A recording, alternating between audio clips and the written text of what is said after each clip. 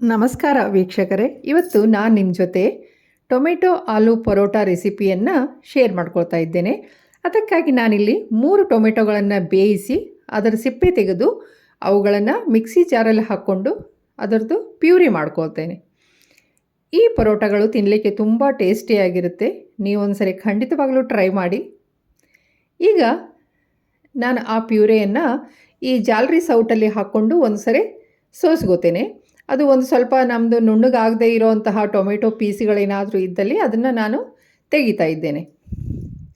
ಈಗ ಆ ಟೊಮೆಟೊ ಪ್ಯೂರೆಗೆ ರುಚಿಗೆ ತಕ್ಕಷ್ಟು ಉಪ್ಪು, ನಂತರ ಚೂರು ಬೆಲ್ಲ, ಅರಿಶಿನ, ಜೀರಿಗೆ ಮತ್ತು 1 ಸ್ಪೂನಷ್ಟು ಮೆಣಸಿನ ಪುಡಿಯನ್ನು ಸೇರಿಸಿಕೊಂಡು ನಾನು ಚೆನ್ನಾಗಿ ಮಿಕ್ಸ್ ಮಾಡ್ಕೊಳ್ತಾ ಇದ್ದೇನೆ. ಈಗ ಅದಕ್ಕೆ ನಾನು ಸೋಸಿ ಇಟ್ಕೊಂಡಂತಹ ಗೋಧಿ ಹಿಟ್ಟನ್ನು ಸೇರಿಸ್ತಾ ಇದ್ದೇನೆ. ಅದಕ್ಕೆ ಎಷ್ಟು ಹಿಡಿಯುತ್ತೋ ಅಷ್ಟನ್ನು ನಾನು ಸೇರಿಸಿಕೊಂಡು ಕಲಿಸ್ಕೋತೇನೆ. ಈಗ ಅದಕ್ಕೆ ನಾನು 1 ಸ್ಪೂನಷ್ಟು ಎಣ್ಣೆಯನ್ನು ಸೇರಿಸಿದ್ದೇನೆ. ಹೀಗೆ ಎಲ್ಲವನ್ನು ಸೇರಿಸಿ ನಾನು ಚಪಾತಿ ಹಿಟ್ಟಿನಗಿಂತ ಒಂದು ಸ್ವಲ್ಪ ಮೆತ್ತಗೆ ಇರೋ ರೀತಿಯಲ್ಲಿ ಈ ಹಿಟ್ಟನ್ನು ಕಲಿಸ್ಕೋತಾ ಇದ್ದೇನೆ. ಇಲ್ಲಿ ನೋಡಿ, ನಾನು ಈ ರೀತಿ ಕಲಿಸ್ಕೊಂಡಿದ್ದೇನೆ. ಇದನ್ನು ನಾನೀಗ ಒಂದು ಸ್ವಲ್ಪ ಹೊತ್ತು ಮುಚ್ಚಿಡ್ತೇನೆ. ಇಲ್ಲಿ ನಾನು ಸಣ್ಣ ಸೈಜಿನ 6 ಆಲೂಗಡ್ಡೆಯನ್ನು ಬೇಯಿಸಿಕೊಂಡು ಆಲೂಗಡ್ಡೆಗಳನ್ನು ತುರಿದು ಇಟ್ಕೋತಾ ಇದ್ದೇನೆ. ಈಗ ಒಲೆ ಮೇಲೆ ಒಂದು ಪ್ಯಾನ್ ಇಟ್ಕೊಂಡು ಅದಕ್ಕೆ ಎಣ್ಣೆ ಸೌಟ್ನಿಂದ 2 ಸೌಟು ಎಣ್ಣೆ ಹಾಕ್ಕೊಂಡಿದ್ದೇನೆ.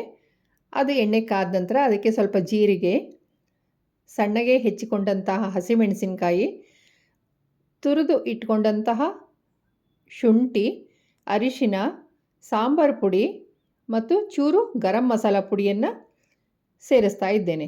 ಹಾಗೆ ಇದಕ್ಕೆ ಕೊತ್ತಂಬರಿ ಸೊಪ್ಪನ್ನು ಸೇರಿಸಿ ಬಾಡಿಸ್ತೇನೆ. ಈಗ ನಾನು ಇದಕ್ಕೆ ತುರಿದು ಇಟ್ಕೊಂಡಂತಹ ಆಲೂಗಡ್ಡೆಯನ್ನು ಸೇರಿಸ್ತಾ ಇದ್ದೇನೆ. ಹಾಗೆ ರುಚಿಗೆ ತಕ್ಕಷ್ಟು ಉಪ್ಪನ್ನು ಸೇರಿಸಿ ಇದನ್ನು ಚೆನ್ನಾಗಿ ಮಿಕ್ಸ್ ಮಾಡ್ಕೊಳ್ತೇನೆ. ಈಗ ಗ್ಯಾಸನ್ನು ಆಫ್ ಮಾಡಿ ಅದನ್ನು ತಣ್ಣಗಾಗಲಿಕ್ಕೆ ಇಡ್ತೇನೆ. ಅದರ ನಂತರ ನಾನು ಪರೋಟಗಳನ್ನು ಮಾಡಲಿಕ್ಕೆ ಇಷ್ಟು ರೆಡಿ ಮಾಡಿ ಇಟ್ಕೊಂಡಿದ್ದೇನೆ. ಇದು ಹಚ್ಕೊಳ್ಳಿಕ್ಕೆ ಹಿಟ್ಟು, ಮೇಲೆ ಹಾಕಲಿಕ್ಕೆ ಒಂದು ಚೂರು ಎಣ್ಣೆಯನ್ನು ನಾನು ರೆಡಿ ಇಟ್ಕೊಂಡಿದ್ದೇನೆ. ನಾನು ನಿಮಗೆ 2 ರೀತಿಯ ಪರೋಟಗಳನ್ನು ಮಾಡೋದು ತೋರಿಸ್ಕೊಡ್ತೇನೆ. ನೀವು ಎಣ್ಣೆ ಹಚ್ಚಿಕೊಂಡು ಪ್ಲಾಸ್ಟಿಕ್ ಮೇಲೆ ತಟ್ಟಿ ಕೂಡ ಮಾಡಬಹುದು. ಇದು ನಾವೆಲ್ಲ ಹೋಳಿಗೆ ಮಾಡ್ಕೋತೀವಲ್ವಾ, ಅದೇ ರೀತಿ ನಾನು ಆ ಚಪಾತಿ ಹಿಟ್ಟಿನಲ್ಲಿ ಆಲೂಗಡ್ಡೆ ಉಂಡೆಯನ್ನು ತುಂಬಿ ಎಣ್ಣೆಯನ್ನು ಹಚ್ಚಿ ಪ್ಲಾಸ್ಟಿಕ್ ಮೇಲೆ ಲಟ್ಟಿಸಿ ಅದನ್ನು ದೋಸೆ ಹಂಚಿನ ಮೇಲೆ ಹಾಕಿ ಬೇಯಿಸ್ತಾ ಇದ್ದೇನೆ. ನಾನೀಗ ಹಿಟ್ಟು ಹಚ್ಚಿ ಪರೋಟ ಮಾಡೋದನ್ನು ತೋರಿಸ್ತಾ ಇದ್ದೇನೆ. ಮೊದಲು ಈ ಚಪಾತಿ ಹಿಟ್ಟನ್ನು ತಗೊಂಡು ಅದರಲ್ಲಿ ಈ ಆಲೂಗಡ್ಡೆ ಉಂಡೆಯನ್ನು ಇಟ್ಟುಕೊಂಡು ಅದನ್ನು ನೀಟಾಗಿ ತುಂಬಿ ಮೇಲೆ ಒಂದು ಸ್ವಲ್ಪ ಹಿಟ್ಟನ್ನು ಹಚ್ಚಿ ನಾನು ಲಟ್ಟಿಸ್ತಾ ಇದ್ದೇನೆ. ಇಲ್ಲಿ ನೋಡಿ, ನಾನು ಈ ರೀತಿ ಹಿಟ್ಟು ಹಚ್ಚಿಕೊಂಡು ಈ ಪರೋಟಗಳನ್ನು ಲಟ್ಟಿಸ್ಕೋತಾ ಇದ್ದೇನೆ. ನೀವಿನ್ನೂ ನನ್ನ ಚಾನಲ್ಗೆ ಸಬ್ಸ್ಕ್ರೈಬ್ ಆಗಿಲ್ಲದೇ ಇದ್ದರೆ ಪ್ಲೀಸ್ ಸಬ್ಸ್ಕ್ರೈಬ್ ಆಗಿ. ಯಾರೆಲ್ಲ ಸಬ್ಸ್ಕ್ರೈಬ್ ಆಗಿದ್ದೀರೋ ಅವರಿಗೆಲ್ಲ ನನ್ನ ಧನ್ಯವಾದಗಳು. ಇಲ್ಲಿ ನೋಡಿ, ನಾನು ಹಿಟ್ಟು ಹಚ್ಚಿಕೊಂಡು ಈ ರೀತಿ ಪರೋಟಗಳನ್ನು ಲಟ್ಟಿಸಿ ಅದನ್ನು ದೋಸೆ ಕಾವಲಿ ಮೇಲೆ ಬೇಯಿಸ್ತಾ ಇದ್ದೇನೆ.